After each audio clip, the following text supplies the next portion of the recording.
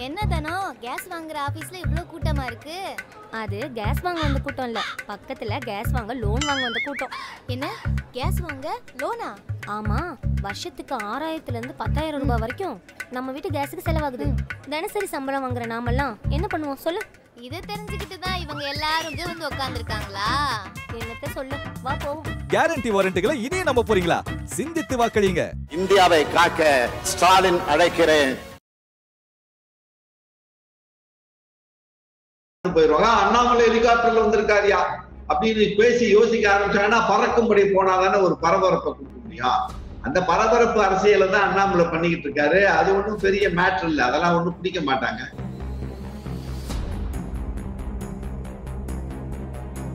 தேர்தல் ஆணையத்தில் இருக்கிற பறக்கும் படையா இருந்தானே அது பறக்காத படையா இருந்தாங்க. நெல்லையில இருந்து நெல்லைக்கு நயினார் நாகேந்திரனுடைய லாட்ஜினுடைய மேனேஜர் முதற்கொண்டு 4 கோடி ரூபாய் கொண்டு போறாங்க. நயினார் நாகேந்திரனுக்குள்ள பணம்னு தெரியும். என்ன நடவடிக்கை எடுத்துட்டாங்க?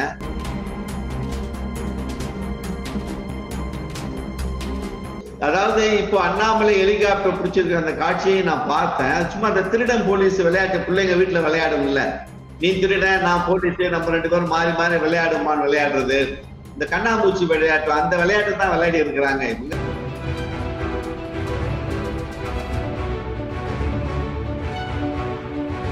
அதனால ஹெலிகாப்டர்ல அண்ணாமலை இறங்கினாரு, பார்த்தாருல அவர் இன்னொரு பெரிய ஒரு தலைவராக போக்கஸ் பண்றதுக்காக. அவர் ஹெலிகாப்டர்ல வந்தது சொன்னாதானே தெரியும்.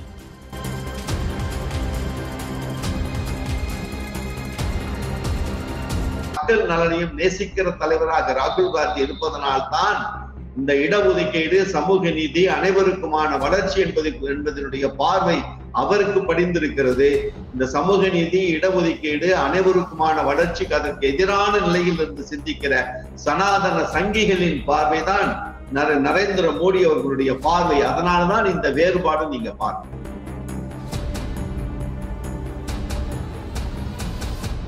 முதலாளித்துவ ஜனநாயகம், முதலாளித்துவ கட்சிங்கிறத இந்தியாவை கூட தவிர்க்க முடியாது.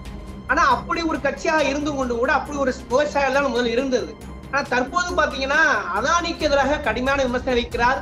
அதற்காகவே எனது பதவியும் போனது என்று சொல்லுகிறார். தொடர்ந்து கார்பரேட்டுக்கு எதிராகவும் வைக்கிறார் இல்லையா விமர்சனங்களை. அது தாக்கு பிடிக்குமா, சாத்தியமான ஒரு கேள்வி இருக்கா இல்லையா? Speech in Parliament about how Mr. Adani is handed every single business in India, and immediately the government reacted against me. நான் நாடாளுமன்றத்தில் அதானி எப்படியெல்லாம் இந்த அரசாங்கத்தில் சலுகைகள் பெறுகிறார் என்று பேசிய உடனேயே என் மீது நடவடிக்கை எடுக்கப்பட்டது.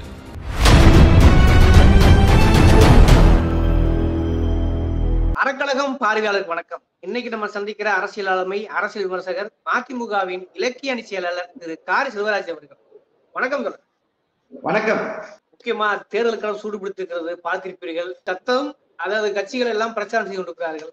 ஆனா முன்னெப்பொழுதும் இல்லாத விட பாத்தீங்கன்னா பிஜேபி பேசும் போல இருப்பதை நீங்க தவிர்க்க முடியாதுன்னு நினைக்கிறேன். ஆனா நேத்து ராகுல் காந்தி கோயம்புத்தூர் வந்திருக்கிறார். கோயம்புத்தூர்ல ராகுலும் ஸ்டாலின் அவருக்கும் ஒரே மேடையில் பேசியிருக்கிறார்கள்.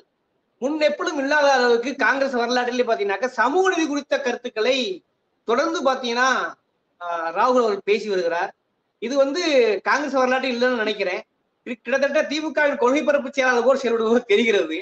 அதே போல் ஸ்டாலின் அவர்களும் தேசிய பார்வையோடு, தேசிய கட்சிக்குண்டான அந்தஸ்தோடு பல்வேறு பேசியிருக்கிறார்.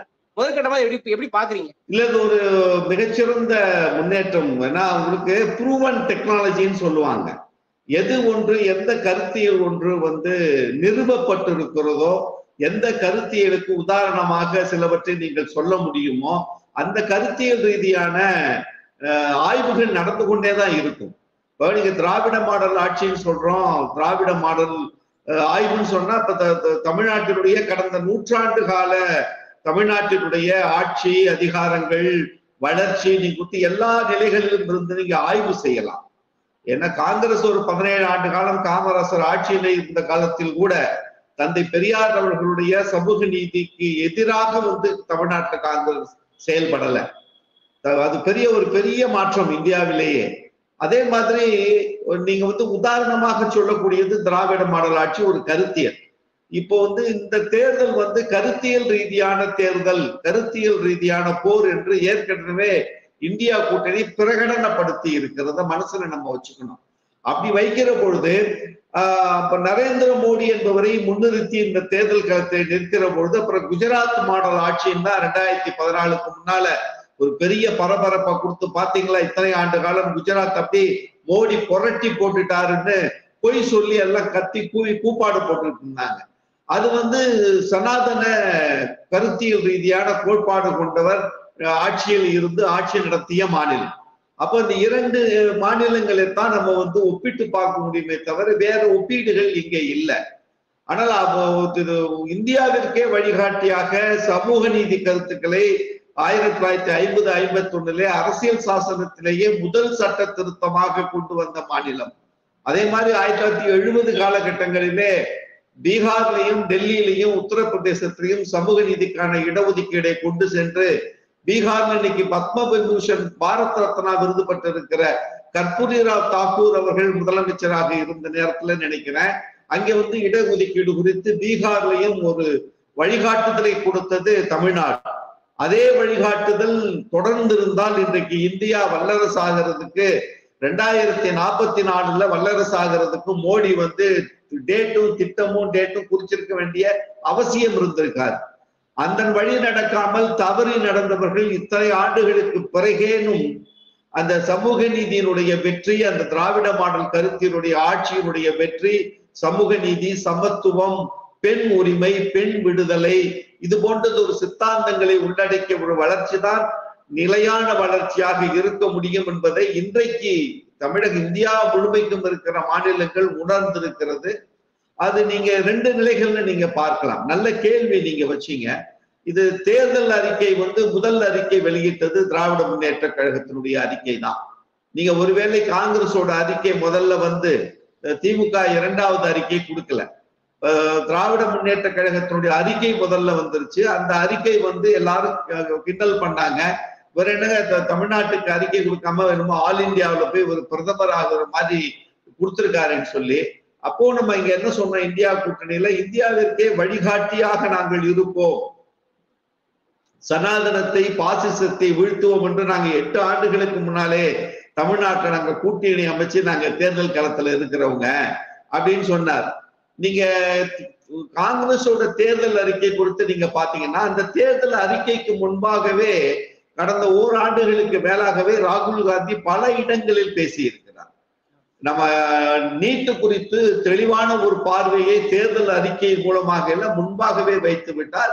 மாநில அரசுகள் விரும்பாவிட்டால் நாங்கள் அந்த நீட்டை அந்த மாநிலத்தின் மீது திணிக்க மாட்டோம் என்ற ஒரு செய்தியும், மாநில உரிமைகள் பற்றியும், இளைஞர் நலன், வேலை வாய்ப்பு குறித்து அவர் ரொம்ப பேசிட்டு இருக்காரு. ஏன்னா நான் ராகுல் காந்தி அவர்களுடைய ரசிகன் ஆயிட்டேன். நான் 2 பேருடைய ரசிகன். நான் இப்போ இந்த கண்ணையா குமார்ன்னு சொல்லிட்டு டெல்லி பல்கலைக்கழகத்தினுடைய மாணவர் தலைவராக இருந்து இன்றைக்கு காங்கிரஸ் கட்சியினுடைய இளைஞரில் இருக்கிற கன்னியாகுமாரியுடைய ஹிந்தியில இருக்கிற உரை நான் ஒரு நாளும் அவருடைய பேச்சை நான் கேட்டதில்லை.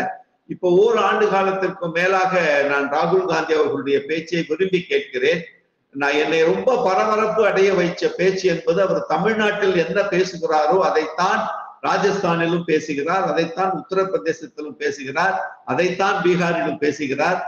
நேற்றைக்கு முதல் நாள் ராஜஸ்தான்ல பிகானியர்ங்கிற இடத்துல 2 பாராளுமன்ற காங்கிரஸ் வேட்பாளர் ஆதரித்து அவர் பேசினது ஒரு தலைமை பண்புக்குரிய எதிர்கால இந்தியாவை வல்லரசு நாடாக்கக்கூடிய தகுதி வாய்ந்த ஒரு தலைவர், அனைவரையும் அரவணைத்து செல்லுகிற ஒரு தலைவராக அவர் பரிணமத்தில் இருக்கிறார் என்கிற ஒரு மகிழ்ச்சியான செய்தியை நம்ம இதன் மூலம் தெரிஞ்சுக்கலாம்னு நினைக்கிறேன். முக்கியமா சாதிவாரி கணக்கெடுப்ப அறிக்கையாவும் கொடுத்துருக்காங்க. ஓபிசி அரசியல ரொம்ப தூக்கல பேசுறாரு. பத்திரிகை மத்தியிலே கேள்வி எழுப்புல நீங்க பாத்துருப்பீங்க. அந்த பேச்சோட நகலாகத்தான் நேத்து கோயம்புத்தூர்ல பேசியதாக தெரிகிறது. குறிப்பாக இதுவரை எந்த ஒரு முதலாளித்துவ கட்சிகளுக்கும் இயல்பான ஒரு குணம் இருக்கிறது. அது எந்த கட்சியாக இருந்தாலும் முதலாளித்துவ ஜனநாயகம், முதலாளித்துவ கட்சிங்கிறத இந்தியாவை கூட தவிர்க்க முடியாது. ஆனா அப்படி ஒரு கட்சியாக இருந்து கொண்டு கூட அப்படி ஒரு விவசாயம் தான் முதல்ல இருந்தது. ஆனா தற்போது பாத்தீங்கன்னா அதானிக்கு எதிராக கடுமையான விமர்சனம் வைக்கிறார். அதற்காகவே எனது பதவியும் போனது என்று சொல்லுகிறார். தொடர்ந்து கார்பரேட்டுக்கு எதிராகவும் வைக்கிறார் இல்லையா விமர்சனங்களை. அது தாக்கு பிடிக்குமா, சாத்தியமான ஒரு கேள்வி இருக்கா இல்லையா? இல்ல நிச்சயமாக அதாவது என்ன நடந்து கொண்டிருக்கிறதோ, எதை தவறு என்று நாம் பார்க்கிறோமோ அதிலிருந்துதான் நமக்கான வழி பிறக்கும் என்பதை நம்ம வரலாறு நமக்கு உணர்த்தி இருக்கிறது. கடந்த 10 ஆண்டு கால ஆட்சியில பாரதிய ஜனதா கட்சி எதை நோக்கி அந்த ஆட்சியை நடத்தியிருக்கிறது என்பதை பார்க்கிற பொழுது உள்ளபடியே மீண்டும் இந்த ஆட்சி வந்தால் ஒரு சர்வாதிகாரத்தின் பாதையில் இந்த நாடு தள்ளப்பட்டு விடுமோ என்கிற ஐயப்பாடு எல்லா மாநில கட்சியினுடைய தலைவர்களுக்கும் இருக்கிறது. ஏன் பாஜகவில் இருக்கிற மாநில தலைவர்கள், மாநிலங்களிலே இன்றைக்கு கூட்டணியில் இருக்கிற தலைவர்களுக்கே கூட அது உண்டு. நீங்க உத்தரப்பிரதேசத்தில் நினைக்கிறேன், அவங்களோட கூட்டணியில் இருக்கிற ஒரு இயக்கத்தினுடைய தலைவர் 2 நாட்களுக்கு முன்னால அதுவாலேங்கிற தலைவர் அதுவாலே ஒரு அறிக்கை கொடுத்திருக்காரு. நீங்க நாங்க கூட்டணியில இருக்கிறோம் என்பதற்காக அடுத்த முறை ஆட்சிக்கு அரசியல் சாசனத்தில் ஏதேனும் மாற்றங்கள் நீங்கள் நடத்த வேண்டும், நிகழ்த்த வேண்டும் என்று நீங்கள் நினைத்தால் அதற்கு நாங்கள் ஒருபோதும் துணை இருக்க மாட்டோம் சொல்லிட்டு அவங்க கூட கூட்டணியில இருக்கிற ஒரு கட்சியினுடைய அதுவாலே 2 நாட்களுக்கு முன்னால அறிவிச்சதற்கு நீங்க பார்த்திருக்கணும். இரண்டு என்னன்னு கேட்டீங்கன்னா, அவர் அத்வானியை நம்ம எதிர்க்க வேண்டிய அவசியம் இல்லை. சாதாரணமா நீங்க அதானியவோ அத்வானியவோ நீங்க ஒரு வேலை இல்லாம நம்ம எதிர்க்க போறதில்லை. ஆனால் இந்த அரசாங்கம் கார்பரேட்டுகளுக்கான அரசாங்கம் என்பதை முத்திரை பதிச்சுட்டாங்க. 16 லட்சம் கோடி ரூபாய் கடன் தள்ளுபடி பண்ணி இருப்பது, கருப்பு பணத்தை தூக்கிட்டு ஓடின 12 பேர் வெளிநாடுகள்ல வசதியாக வாழ்ந்து கொண்டிருக்கிறான், எந்த பிரச்சனையும் இல்லை. ஒரு 12 முக்கியமான தலைவர்கள் மிகப்பெரிய ஊழல் புரிந்தவர்கள் என்று பட்டியலிட்டு ஓடியவர்களே பேசி அந்த தலைவர்கள் எல்லாம் இன்றைக்கு பாஜகவில் பரிசியா நான் 12 பேரையுமே நான் சொல்ல முடியும். அவர்களை எல்லாம் நீங்க திரும்ப இயக்கத்துல பாஜகவில் இன்றைக்கு சேர்ந்ததற்கு பிறகு அதுல குறிப்பா ஒரு தலைவர்கிட்ட கேட்கிறாங்க, ஏங்க இப்ப பாஜகல சேர்ந்துட்டீங்க, எப்படி இருக்கீங்க? ரொம்ப நிம்மதியா நான் தூங்குறேங்க, எனக்கு இந்த இடி பயம், இன்கம் டாக்ஸ் பயம், இந்த மாதிரி எல்லாம் எந்த பயமும் இல்லாம நான் இப்பதான் நிம்மதியா தூங்குறேன்னு சொல்லக்கூடிய அளவிற்கு ஒரு ஆட்சி நடந்து கொண்டிருக்கிற பொழுது அது குறித்தான கவலை அடுத்த ஆட்சி அமைக்க போகிறோம், அடுத்து நாம் தலைமையேற்க போகிற ஒரு கட்சியினுடைய தலைவராக பரிணமிக்கிற ராகுல் காந்திக்கு நிச்சயமாக இருக்க வேண்டும். அது இருந்தால் மட்டும்தான் இந்த தேர்தல் களத்தை நாம் மிக வேகமாக களத்திலே சந்திக்க முடியும் என்பதற்காக மிக அழுத்தமான வாதங்கள் அது. அதை நம்ம எளிதாக கடந்து போய்விட முடியாது. ரெண்டாவது, நீங்க சாதிவாரி கணக்கெடுப்பு குறித்த நல்ல ஒரு கேள்வி கேட்டீங்க. அந்த சாதிவாரி கணக்கெடுப்பை நீங்க 2 நிலைகள்னு நீங்க பிரிச்சிடலாம். 1990-91 நீங்க நடந்த சாதிவாரி கணக்கெடுப்புக்கு பிறகுதான், அப்பதான் முதல்ல நடந்தது சாதிவாரி கணக்கெடுப்பு என்று நடந்தது அப்பதான் நினைக்கிறேன். அதுக்கு பிறகுதான் மாநில கட்சிகளுடைய ஆதிக்கம் அதிகமானது. பீகார்ல லாலு பிரசாத் யாதவ் அரசியல் தளத்திற்கு வந்தார், உத்தரப்பிரதேசத்துல முலாயம் சிங் யாதவ். அதற்கு பிறகுதான் இந்த மாநில கட்சியினுடைய தலைவர்கள் தொடர்ந்து பரிணமிக்க ஆரம்பிச்சாங்க, ரொம்ப வேகமா வளர ஆரம்பிச்சாங்க. அது போன்றது ஒரு வளர்ச்சியை பாரதிய ஜனதா கட்சி விரும்பவில்லை. நீங்க ஒட்டுமொத்தமாக மாநிலங்களிலே ஒரு வலிமையான தலைவர்களை வைத்துவிடக் கூடாது என்பதுல பாரதிய ஜனதா கட்சி ரொம்ப தெளிவாக இருக்கிறது. அதுக்குதான் அவங்க ஆட்சி மாற்றத்தை அந்தந்த மாநிலங்கள்ல மாத்திக்கிட்டே இருக்கிறது. ஒரு பெரிய தலைவரை உருவாக்க விட மாட்டாங்க. அதனாலதான் இந்த சாதிவாரி கணக்கெடுப்புக்கு அவர்கள் எதிராக இருக்கிறார்கள். ஒன்று. இரண்டாவது, நீங்க தொடர்ந்து சொல்லிக்கிட்டு இருக்காரு, 90% இருக்கிற ஓபிசி வகுப்பினர் எத்தனை சதவீதம் உயர் பதவிகளில் இருக்கிறார்கள் என்ற லிஸ்ட் பாத்தீங்கன்னா ஒரு 5% கூட இல்லைங்கிற புள்ளி விவரத்தோட பாராளுமன்றத்திலேயே பேசினார். அதுதான் பாரதிய ஜனதா கட்சியினுடைய பயத்திற்கு இன்றைக்கு காரணம். ஏனால் அவர்கள் உயர் சாதி வகுப்பினருக்கும் பெரும் முதலாளிகளுக்குமான அரசு என்பதை நிரூபித்திருப்பது என்பது மாற்றப்பட வேண்டும் என்பதற்காகத்தான் அது போன்ற கோரிக்கைகளை வலிமையாக ராகுல் காந்தி அவர்களும் இந்தியா கூட்டணி தலைவர்களும் எடுத்து வைக்கிறார்கள். இன்றைய நிலவரம் கால வரலாற்றுல இது ஒரு கால முறையோட சொல்லலாம் நினைக்கிறேன். குறிப்பாக ஒரு முற்படுத்த வகுப்பில் பிறந்த ராகுல் காந்தி ஓபிசி மக்களுக்காக நிற்கிறார், ஓபிசி வகுப்பில் பிறந்த மோடி அவர்கள் பார்ப்பன சமூகத்துக்காக நிற்கிறார் போல ஒரு விமர்சனம் தொடர்ந்து இருக்கு இல்லையா? இந்த முரணை எப்படி புரிந்து கொள்வது? இந்த முரண் அவங்க எடுத்துக்கொள்ளுகிற கருத்தியல் தான் அவர்களை நகர்த்தும். நம்ம இங்க பள்ளிக்கூடத்துல நம்ம வீட்டுல சொல்லுவாங்க, போலீஸ்கார மயம் திருட, வாத்தியார் மயம் மக்கும்பாங்க. இது ஒரு பழமொழி, ஒரு சொல்லாடல் என்ற நிலவில் தான் நம்ம அதை எடுத்துக்கணுமே தவிர ஒரு கருத்தியல் ரொம்ப வலிமையான ஆயுதம். இன்றைக்கு ஒரு மாட்டுக்கறி வைத்திருக்கிறான் என்பதற்காக போய் மாட்டுக்கறி வச்சிருந்தவனை தேடி போய் அவனை வீட்டுல வெட்டி கொள்ளுகிற அந்த மனப்பான்மை எங்க இருந்து வரும்? நான் ஓபிசியா இருக்கிறதுனாலயோ நான் உயர் சாதினாங்களோ அது வந்துடாது. 2 சாதிக்கு இடையில கிராமங்கள்ல பிரச்சனை இருக்கும், அங்க சண்டை நடக்கும், கோயில் தேரை நிறுத்துவாங்க, கோயில் தேர் ரொம்ப நாள் ஓடாம இருக்கும், அப்புறம் அரசாங்கம் தலையிட்டு அந்த தேரை ஓட வைப்பெல்லாம் நம்ம பார்த்திருப்போம். ஆனால் ஒரு இஸ்லாமியன் ஏதோ ஒரு சாதிக்காரன் மாட்டுக்கறி வச்சிருக்கான அவனை போய் அடிச்சு கொள்ளணும்னு ஜெய் ஸ்ரீராம்னு போய் சூலாயத்தை எடுத்துக்கொண்டு அவனை குத்துறதுங்கிற அந்த மனநிலையை கொடுப்பதுதான் அந்த கருத்தியல் ரீதியான மனநிலை. இது RSS இயக்கத்தினுடைய ஒரு பெரிய யஷ்வந்த் ஷிண்டேன்னு கேள்விப்பட்டிருப்பீங்க. RSSல 25 ஆண்டு காலம் பிரச்சாரகராக இருந்துட்டு மகாராஷ்டிராவில அந்த வழக்குல ஒரு அபிடவிட் தாக்கல் பண்றாரு. இங்கே வரிசைப்படுத்தி இங்கே நடந்த குண்டு வெடிப்புகளுக்கெல்லாம் RSS தான் காரணம், நானும் உடன் இருந்தேன், நாங்க அந்த தலைவர்கிட்டெல்லாம் போய் சொன்னேன், இப்படி எல்லாம் செய்யணுமான்னு நான் கேட்டிருக்கேன். சில ராணுவ அதிகாரிகளே RSS இயக்கத்திற்கு பயிற்சி கொடுப்பாங்க என்கெல்லாம் ஒரு அபிடவிட் தாக்கல் பண்ண உடனே CBI ஓடி வந்தான். உடனே உள்ள ஓடி வந்தான். ஆகா இது 18 வருஷம் ஆயிப்போச்சு, ஏதோ திட்டமிடுதலோட தான் இவர் அபிடவிட் கொடுத்திருக்காரே தவிர இந்த வழக்கை அவர் கொடுத்த அபிடவிட் குறித்து விசாரிக்க வேண்டிய அவசியம் இல்லைன்னு CBI கைவிட்டு போயிருக்கிறத நீங்க பார்த்திருப்பீங்க. இதுதான் இன்றைக்கு நடந்து கொண்டிருக்கிறது. கருத்தியல் ரீதியான நகர்வுகள் தான். தந்தை பெரியார் அவர்கள் உயர் சாதியில் பிறந்தாலும் எளிய மக்களின் குரலாக 96 வயது வரை மூத்திரப்பையை சுமந்து கொண்டு நின்ற தலைவன். அதை நீங்க அப்படியே நீங்க ஒப்பீடா எடுத்துக்கலாம். உயர் சாதியில் பிறந்திருந்தாலும் ஆட்சி அதிகாரம் என்று வருகிற பொழுது, இந்தியாவினுடைய ஒற்றுமை என்று வருகிற பொழுது, இந்தியாவினுடைய மக்கள் நலன் என்று வருகிற பொழுது, இந்தியாவையும் இந்தியாவின் ஒற்றுமையையும் மக்கள் நலனையும் நேசிக்கிற தலைவராக ராகுல் காந்தி இருப்பதனால்தான் இந்த இடஒதுக்கீடு, சமூக நீதி, அனைவருக்குமான வளர்ச்சி என்பதனுடைய பார்வை அவருக்கு படிந்திருக்கிறது.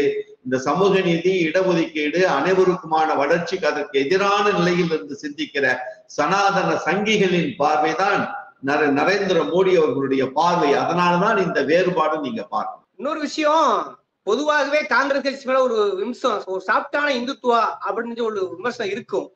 அது முற்றிலுமாக மாறிவிட்டதா? நேருக்கு, அதாவது நேர் எதிராக RSS மட்டுமே இவருமே காயின் பண்றாரு, எதிரின்னு டிக்ளேர் பண்றாரு. அந்த அளவுக்கு முழு மாற்றம் சாத்தியமா என்ன? இல்ல, இந்துத்துவா என்பதும் இந்து மதத்தை நான் சார்ந்தவன் என்பதற்குமான வேறுபாடு இருக்கிறது. கடவுள் வழிபாட்டையோ ஆன்மீகத்தின் மீதான தாக்குதலையோ காங்கிரஸ் இயக்கம் நடத்தியதில்லை. நாங்கள் திராவிட இயக்கத்தினர் நாங்கள் பகுத்தறிவு சுடரேந்து நாம் எப்பொழுதும் செயல்பட்டுக்கிட்டே இருக்கோம். ஒரு பெரிய வேறுபாடை நீங்க பார்க்கணும். திராவிட மாடல் ஆட்சியினுடைய சாதனையாக நாம் எதை பார்க்கணும்? நான் ஒரே ஒரு விஷயத்தை நான் அடிக்கடி சொல்லுவேன். அவருடைய கொள்கை எதுவாக இருந்தாலும், அவர்கள் ஏற்றி செல்வது பகுத்தறிவு சுடராக இருந்தாலும், ஆட்சி அதிகாரத்திற்கு வந்ததற்கு பிறகு அனைவருக்குமான அரசு என்கிற நிலைப்பாட்டில் இருந்து சிந்திக்கிற செயல்தான் திராவிட இயக்கங்களுடைய வெற்றிக்கு காரணம். இப்ப இன்றைக்கு பாத்தீங்கன்னா 1500 கோயில்களுக்கு மேல குடமுழுக்கு விழா. ஒரு 1000 கோயில்கள், தொன்மையான பழமையான கோயில்கள் எல்லாம் தொன்மை மாறாமல் குடமுழுக்கு செய்து அதை திரும்பவும் மீட்டெடுக்கக்கூடிய ஒரு சிந்தனை. கிட்டத்தட்ட 5000 கோடி ரூபாய்க்கு உள்ள சொத்துக்களை மீட்டெடுத்து இன்றைக்கு அறநிலையத்துறையிலேயே ஒரு மிகப்பெரிய மாற்றத்தை உருவாக்கி இருக்கிற, அடுத்து விரைவில் சமீபத்துல ஜூன் மாசம் நடக்க போகிற தமிழர் கடவுள் முருகப்பெருமானுடைய மாநாடு நடத்த போகிறார்கள் தமிழக அரசாங்கத்தில். அதனை கவனிச்சு பாத்தீங்கன்னு சொன்னா, கட்சியினுடைய கொள்கை நிலைப்பாடு என்பது வேறு. அதிகாரத்துக்கு வந்ததற்கு பிறகு அனைவருக்குமான அரசாக இருக்க வேண்டும். அது அறநிலையத்துறை என்றால் அந்த துறையை என்ன செயல்பாடு செய்ய வேண்டுமோ அதை அந்த அமைச்சர் செய்ய வேண்டும். பகுத்தறிவு சிந்தனைக்காக கொண்டு வருவதற்காக அனைவருக்குமான வளர்ச்சி, சமூக நீதி, இடஒதுக்கீட்டை கொண்டு செல்ல வேண்டுமோ அதில் முனைப்பு காட்டக்கூடிய ஒரு அரசாங்கமாக இந்த அரசாங்கம் இருக்க வேண்டும் என்பதுதான் இந்த திராவிட இயக்கங்களுடைய வெற்றிக்கே முழுமையான காரணம். நீங்க அந்த காங்கிரஸ் எடுத்துக்கிட்டீங்கன்னா இந்துக்கள் அந்த இயக்கத்துல நிறைய இருக்காங்க. ஏன் திராவிட இயக்கங்களிலே நீங்கள் இந்துக்கள் என்று வகைப்படுத்தினால் 85% திராவிட இயக்கங்களில் இருப்பவர்கள் இந்துக்கள் தானே, வேற எங்கேயா வந்தவங்களா? ஆனா நீங்க நான் ஒரே ஒரு நான் திறந்து சொல்லிக்கிட்டே வர்றேன். லிங்காயத்து மதத்தினர் நாங்கள் வீர சைவர்கள், எங்களுக்கு நாங்க இந்து மதத்தினர் இல்லைன்னு சொல்லியிருக்காங்க. எங்க மதத்தை தனியாக நீங்கள் பிரித்து அடையாளப்படுத்த வேண்டும் கேட்கிறாங்க. பாரதிய ஜனதா கட்சியை செய்ய சொல்லுங்களேன் பார்ப்போம். மலைவாழ் மக்கள், ஆதி திராவிட மலைவாழ் பழங்குடியின மக்கள் கிட்டத்தட்ட இந்தியாவிலே 1.25 கோடி பேர் இருக்காங்க. அவர்களுடைய அமைப்பு 3 ஆண்டுகளாக போராடிக்கிட்டு இருக்கு. பிரதமரையும் ஜனாதிபதி அவர்களை சந்திக்க நாங்கள் சனர்வா என்கிற எங்களுடைய மதம், சனர்வா அப்படின்னு பேரு, அவங்க மதத்தோட பேரு. நாங்கள் இயற்கையை வழிபடுகிறவர்கள், நாங்கள் இந்துக்கள் இல்லை, எங்களை இந்துக்கள் லிஸ்ட்ல எடுத்துட்டு சனர்வா என்கிற எங்களுடைய மதத்தை அங்கீகரிக்க வேண்டும் என்று போராடிக்கிட்டு இருக்காங்க. இன்றைக்கு தமிழகத்துல நீங்க கேட்டீங்கன்னா சைவம் வைணவம் என்று இலகுவாக புரிந்து போகும். நீங்க எந்த இந்தியாவில் தமிழகத்தில் இருக்கிற எந்த மடாதிபதிகள் ஆதீனங்கள்கிட்ட போய் நீங்க இந்துவான்னு கேளுங்க, ஒருவரும் ஏற்றுக்கொள்ள மாட்டார்கள். நாங்கள் வீர சைவர்கள், நாங்கள் சைவர்கள் என்று சொல்லுவார்கள். அதுதான் மதம். அந்த இந்து என்கிற அந்த ஒற்றை சொல்லில் இந்த மதங்களை எல்லாம் ஒருங்கிணைத்து ஒரு முறை வழிபாட்டிற்காக அரசாங்கம், ஆங்கில அரசாங்கம் ஏற்படுத்தியது தானே தவிர நமக்குள்ளே உருவாக்கிய மன ஒற்றுமையை அடிப்படையாக கொண்டு இந்த மதங்கள் எல்லாம் இணையவில்லை என்பதை நம்ம கவனத்துல எடுத்துக்கணும். அது தவறு இல்லை. இந்துக்களுடைய வழிபாட்டு உரிமைகளை மீறாமல் அவர்களுக்கான உரிமைகளை தர வேண்டியதும் ஒரு அரசினுடைய கடமை என்பதை நாம் மறந்துவிடும். இறுதியாக ஒரு கேள்வி, தமிழ்நாட்டுல பாத்தீங்கன்னா எப்பொழுதும் விட பண விஷயம் பெரும் பேசுபொருளாக இருக்கிறது. இதுவரை அதிமுக பணம் கொடுப்பாங்கன்ற ஒரு பிம்பம் இருந்தது. சமீபத்துல பார்த்திருப்பீங்க, ஒரு 4 கோடி ரூபாய்க்கு மேல நயினார் நாகேந்திரனுடைய பணம் பிடிபட்டது. அதுக்கப்புறம் ராமநாதபுரம் பாஜக வேட்பாளரோட வீட்டுல ஒரு 2.5 கோடி பிடிபட்டது. இப்ப பாத்தீங்கன்னா அப்டேட் விஷயம் என்னன்னா, அண்ணாமலை அவருடைய ஹெலிகாப்டர் பரிசோதனைக்குள்ளாகிறது. இதை எப்படி புரிஞ்சுக்கிறது? ஆராய்ச்சி தட்டுகளுக்கு பணம் கொடுத்த வீடியோக்கள் வந்திருக்கிறது, எப்படி புரிந்து கொள்வது? அதாவது இப்போ அண்ணாமலை ஹெலிகாப்டர் பிடிச்சிருக்கிற அந்த காட்சியை நான் பார்த்தேன். சும்மா அந்த திருடன் போலீஸ் விளையாட்டு, பிள்ளைங்க வீட்டுல விளையாடும் இல்ல, நீ திருடன் நான் போலீஸ், நம்ம 2 பேரும் மாறி மாறி விளையாடுமான்னு விளையாடுறது, இந்த கண்ணாமூச்சி விளையாட்டு, அந்த விளையாட்டு தான் விளையாடி இருக்கிறாங்க. இவங்க தேர்தல் ஆணையத்தில் இருக்கிற பறக்கும் படையா இருந்தாங்கன்னா அது பறக்காத படையா இருந்தாங்க. நெல்லைக்கு நயினார் நாகேந்திரனுடைய லாட்ஜினுடைய மேனேஜர் முதற்கொண்டு 4 கோடி ரூபாய் கொண்டு போறாங்க. நயினார் நாகேந்திரனுக்குள்ள பணம்னு தெரியும். என்ன நடவடிக்கை எடுத்துட்டாங்க? அது மறக்கடிக்கப்பட்டிருக்கிறது. பாஜக வீட்டுல பிடிச்ச பணம் எல்லாம் மறக்கடிக்கப்படும். நம்ம இதெல்லாம் நிறைய பார்த்துட்டோம். நம்ம ஒரு அதிமுக ஒருத்தர் வீட்டுல இப்போ மிஷின் வச்சு என்னாங்க கடந்த தேர்தலில் பாத்தீங்களா? அவர் பேரு நான் நினைவுல இல்லை. மிஷின் வச்சு என்னாங்க 5 கோடி ரூபாய்க்கு மேல எத்தனையோ கோடி பணம் அங்கிருந்து எண்ணி எடுத்தாங்க. அடுத்த தேர்தலும் வந்துருச்சு. அன்புநாதன் அப்படின்னு நினைக்கிறேன். அவர் வீட்டுல இப்ப பிடிச்சாங்க, போய் பெரிய இதெல்லாம் போய் பிடிச்சாங்க, எல்லாம் பண்ணாங்க. இந்த அடுத்த தேர்தல் வந்துருச்சு. அந்த பணம் எங்கேன்னு தெரியாது. ஜெயலலிதா பீரியட்ல ஒரு பெரிய கண்டெய்னர் பிடிச்சாங்க. அந்த கண்டெய்னர் எங்க போச்சுன்னே தெரியாது. ஸ்டேட் பேங்க் ஆஃப் இந்தியாவுக்கு உரிமையானதுன்னாங்க. இல்லை என்று சொன்னது. அவ்வளவு பெரிய கண்டெய்னர்ல போன 500 கோடியோ 5000 கோடி ரூபாய் பணம் இப்ப எங்கே இருக்கிறது என்கிற கேள்வியும் இருந்து கொண்டிருக்கிறது. தேர்தல் ஆணையம், ராஜீவ்குமார் தேர்தல் ஆணையர் எப்படி இடி ஐடி துறை அதிகாரிகள் எல்லாம் இன்றைக்கு பாஜகவினுடைய கைப்பாவியாக செயல்படுகிறார்களோ, நம்ம தேர்தல் ஆணையர் அவர் மோடியின் இஸ்மாஸ்டர்ஸ் வாய்ஸ் தான். அவர் மோடியின் குரல் தானே தவிர அது அவருடைய சொந்த குரல் இல்லை. இதெல்லாம் நீங்க விளையாட்டா கடந்து போயிடணும். பாஜக மேல எந்த குற்றச்சாட்டையும் பதிவு பண்ணக்கூடிய சூழ்நிலைக்கான ஆதாரங்களை எந்த பறக்கும் படையும் கொடுத்துட மாட்டான் ஜூன் 4ஆம் தேதி வரைக்கும். இது இன்னும் அடுத்த தேர்தல், அதுக்கு அடுத்த தேர்தல் வரைக்கும் இது ஒரு பேச்சாகவே இருந்திருக்கும். அதனால ஹெலிகாப்டர்ல அண்ணாமலை இறங்கினாரு பார்த்தாருன்னா அவர் இன்னொரு பெரிய ஒரு தலைவராக போக்கஸ் பண்றதுக்காக அவர் ஹெலிகாப்டர்ல வந்தது சொன்னாதானே தெரியும். நீங்க சாதாரணமா அவர் ஹெலிகாப்டர்ல வந்தாருன்னா சாதாரணமா கடந்து போயிடுவாங்க. அண்ணாமலை ஹெலிகாப்டர்ல வந்திருக்காரியா அப்படின்னு பேசி யோசிக்க ஆரம்பிச்சாங்கன்னா பறக்கும்படி போனாதானே ஒரு பரபரப்பை கொடுக்க முடியும். அந்த பரபரப்பு அரசியலை தான் அண்ணாமலை பண்ணிக்கிட்டு இருக்காரு. அது ஒன்றும் பெரிய மேட்ரு இல்லை. அதெல்லாம் ஒன்றும் பிடிக்க மாட்டாங்க. மக்கள் மனசு வச்சுட்டாங்க.